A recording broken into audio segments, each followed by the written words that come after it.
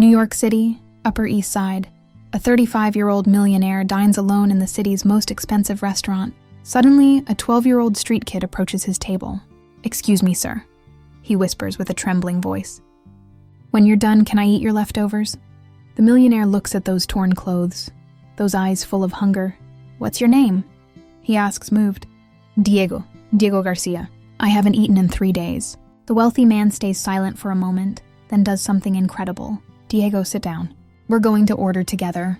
What happens next will forever change both their lives, because sometimes a simple act of kindness can unleash a miracle. What city are you watching this video from, and what time is it? By the way, if you're enjoying my videos, I'd be so happy if you could subscribe to my channel and like this video.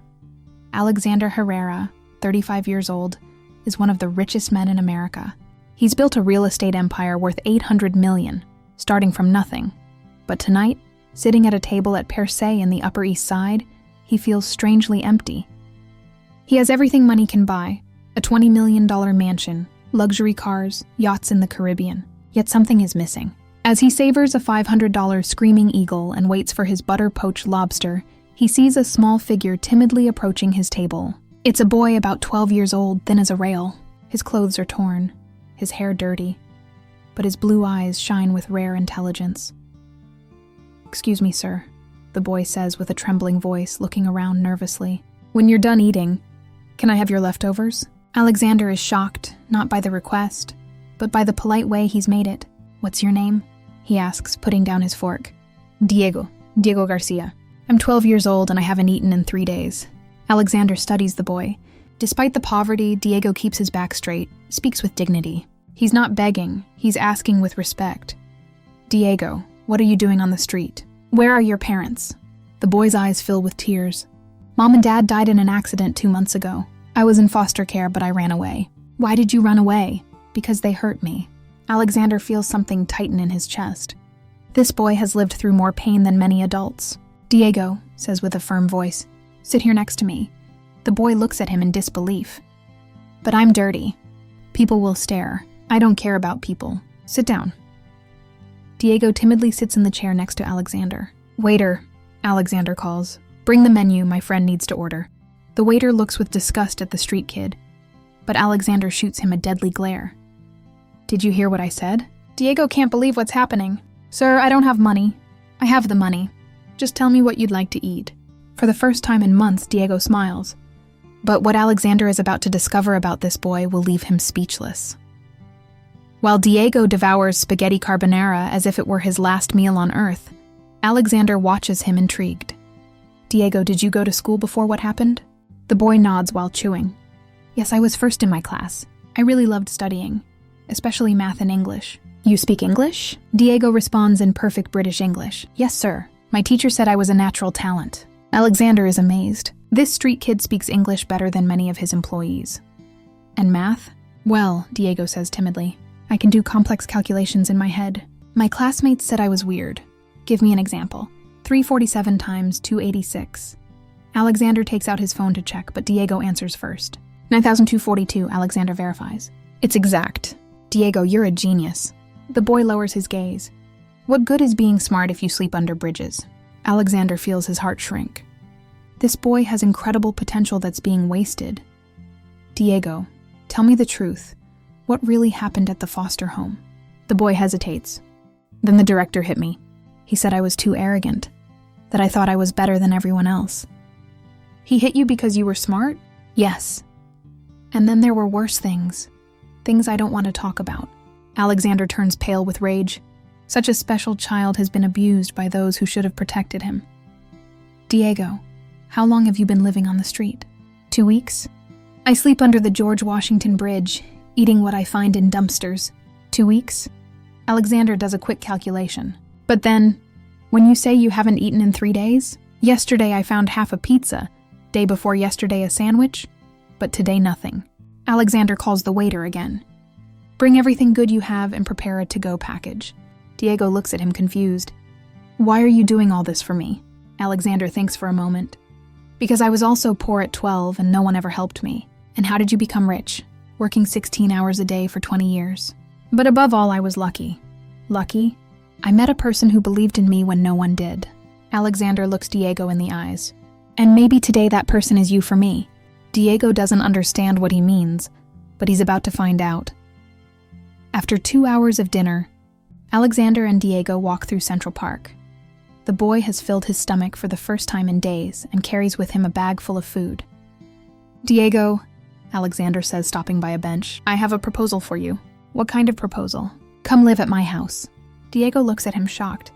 But you don't even know me. What if I was a thief or a liar? Alexander smiles. In my 20 years of business, I've learned to read people. You have something most adults have lost.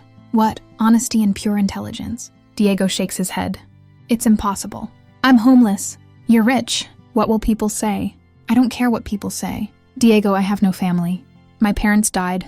I have no siblings, no children. My $20 million mansion is empty. But I don't know how to live being rich, and I no longer know how to live being human. We could learn together.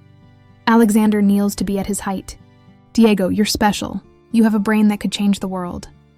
But if you stay on the street, all that talent will be wasted. And what would I have to do at your house? Study. I have a library with 10,000 books, private tutors for each subject, everything you want to learn. Diego's eyes start to shine. Could I really study everything I want? Everything you want. And when you're older, if you want, you can work with me, become my partner. But why would you do all this? Alexander thinks about it. Because when I was poor, I dreamed that someone would give me a chance. Today, I want to be that person for you. Diego stays silent for long minutes. Mr. Alexander, are you sure? Never have I been so sure of anything in my life. What if you're wrong? What if I disappoint you? Diego, the only way to disappoint me would be to not even try. The boy makes a decision that will forever change both their lives. Okay, I accept. But what they don't know is that this decision will trigger a series of incredible events. Villa Herrera, the Hamptons, a dream property with 50 rooms, pool, tennis court, and a 25-acre park. When Diego enters for the first time, he's left speechless. Mr. Alexander, is all this yours? Ours, Diego, from today, this is also your home. Alexander shows him his room. 860 square feet, private bathroom, terrace overlooking the garden. This is the biggest room I've ever slept in, Diego whispers, touching the king-size bed. And this, Alexander says, opening a door, is your personal library. Diego enters and sees shelves full of books from top to bottom. Math, physics, languages, history, art. Can I really read all these books? They're yours. And tomorrow Professor Carmen arrives for private lessons. Diego turns with eyes full of tears. Mr. Alexander, no one has ever been so good to me. Call me Alexander, and you're not here out of charity. You're here because I saw something special in you. The first days are difficult. Diego isn't used to comforts.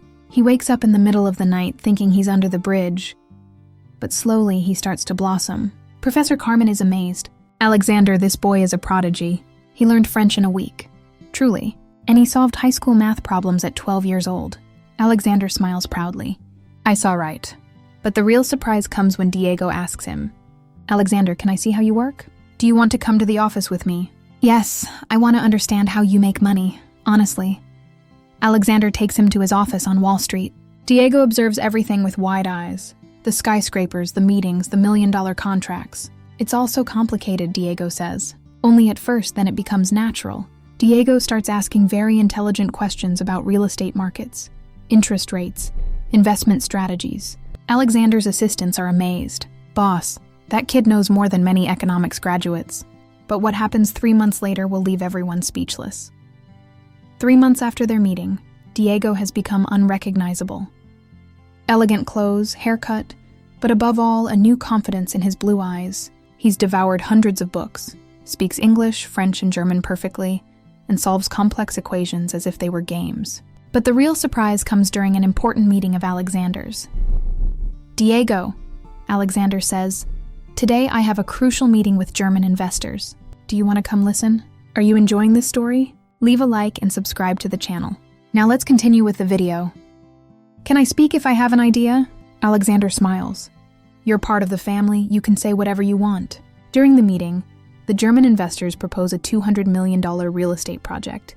Alexander is about to say yes when Diego raises his hand. Entschuldigung, he says in perfect German. Could I ask a question? The investors look at him surprised. Who is this boy? Diego continues in German. I've done some calculations on the construction costs you've proposed. According to my analysis, you're overestimating by 30%. Absolute silence in the room. And besides, Diego continues, the land you want to buy has a legal problem you haven't considered. Alexander looks at him incredulous. Diego has studied the entire file. Wie haben Sie das herausgefunden? Asks one of the investors. I did online research on the previous owners. There's an ongoing lawsuit with City Hall. The investors look at each other nervously. Diego is right. But, Diego says with a smile, I know an alternative piece of land that costs 40% less and has no legal problems. 2 hours later, Alexander has closed a $250 million deal instead of $200 with doubled profit margin. Diego, Alexander says when they're alone, how did you do it? I read all the documents you had on the table and did my research. But you're 12 years old. And what? Intelligence has no age. Alexander realizes he's found not just a son, but a brilliant partner. But what happens the next day will change everything again. The day after Diego's triumph, Alexander receives a call that freezes his blood. Alexander Herrera? I'm Dr. Ramirez, director of St. Joseph's Foster Care Center. How did you get my number? We've seen the photos in the newspapers. Diego Garcia is with you, right? Alexander is on guard. Why? Because Diego escaped illegally from our facility. He's still under our legal guardianship. Your guardianship? Diego told me what you did to him. Diego is a troubled child, Mr. Herrera. He has a tendency to make up stories for attention. Alexander feels rage rising. Stories? He has bruises on his back. Accidents during recreational activities. Mr. Herrera, you must return him to us immediately. Never. Then we'll be forced to involve the authorities. Diego comes back here or we report you for child abduction. Alexander hangs up furious. When Diego returns from classes, Alexander tells him everything. The boy goes pale. No, I can't go back there. Please, Alexander. You won't go back anywhere. You're at home. But what if they call the police? Alexander thinks. Then we have to move first. The next day, Alexander hires the best lawyer in America, Maria Santos. Doctor, I want to adopt Diego. Is it possible? Difficult, but not impossible. We have to prove that the foster center isn't a suitable environment. Diego has evidence. Diego takes out his phone. I recorded everything they did to me. Alexander and the lawyer listen to the recordings. They're chilling. Voices of adults screaming, blows, threats, and Diego's voice crying and begging for mercy. Enough, the lawyer says with tears in her eyes. With this material, we can have the entire staff arrested. How long does the adoption take? 6 months. But I can get temporary custody in a week. Alexander smiles. Perfect. But Director Ramirez doesn't give up easily, and what he does 3 days later is even more terrible. 3 days later, while Alexander is at the office and Diego in class with Professor Carmen, 4 men in uniform knock on the villa. Police. Search warrant. The housekeeper, Pilar, is terrified. For what? We're looking for Diego Garcia. He's accused of theft. But it's impossible. The officers search the house and find Diego in the library. Diego Garcia, you're under arrest for aggravated theft. Diego is shocked. But I didn't steal anything. Director Ramirez says you stole $5,000 from the safe before escaping. It's a lie. I never entered his office. But the officers take him away. Alexander arrives running when he receives Pilar's call. Where did they take him? To the Midtown precinct. Alexander rushes there with lawyer Santos. Commissioner, the lawyer says, this arrest is illegal. The boy is a minor and didn't have a guardian present. The legal guardian is Dr. Ramirez. He's the one who filed the complaint. Can we see the evidence? The commissioner shows a video. Diego entering Ramirez's office and taking money from the safe. Alexander studies the video carefully. This video is fake. How can you say that? Because I know Diego. That boy in the video is 4 inches taller. The lawyer analyzes the video with an expert. Commissioner, this video has been manipulated. It's a montage. But while they're arguing, Diego does something incredible. From the cell, he calls Alexander. I hacked the foster center's system. I found everything. What did you find? Ramirez is hiding illegal adoptions. He sells children to wealthy families who can't adopt legally. Do you have proof? Everything on the server. Bank accounts, contracts, everything. Alexander smiles. Diego, you're a genius. 2 hours later, the FBI raids the foster center and arrests Ramirez and all his staff. Diego is released and runs into Alexander's arms. I was so scared, the boy cries. It's over, champ. No one will hurt you anymore. But the real surprise comes the next day. 1 year after their first meeting in the restaurant, Alexander and Diego are back at Per Se. but this time they're not alone.